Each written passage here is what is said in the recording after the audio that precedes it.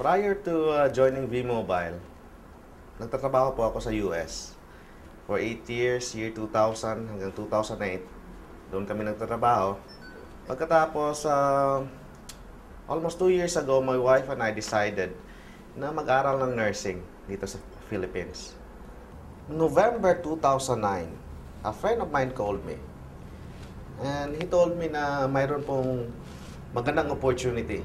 Sabi niya sa akin, you're going to earn 30,000 a day, 210,000 a week, 900,000 a month. Doon sa US po, hindi po ako kumita ng 30,000 a day, $600 a day, hindi po ako kumita. Even though multiple companies yung tinrabahuan ko doon. So, it took me 3 months na tinignan ko yung business and the rest is history po. The rest is history. What's the point po kung yung kinikita mo doon sa labas, ikitain mo dito sa Philippines? Yan po. That's the beauty po of V-Mobile.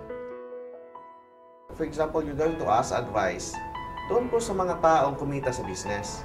Huwag kayong mag-ask ng advice sa mga tao pong hindi kumita kasi ang sasabihin niyan sa inyo, negative. For example po, mag-ask kayo ng advice sa marunong mag-drive. Kasi kung doon kayong mag-ask ng advice hindi marunong mag-drive, anong silbi niyan?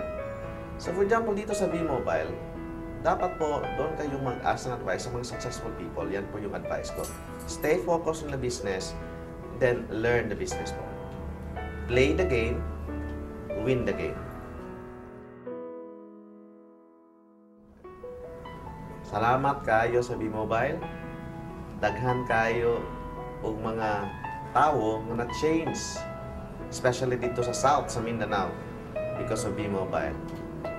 Pasalamat po ko ni Mr.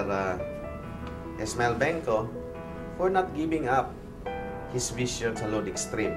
Salamat, sir. Mabuhay ang V-Mobile.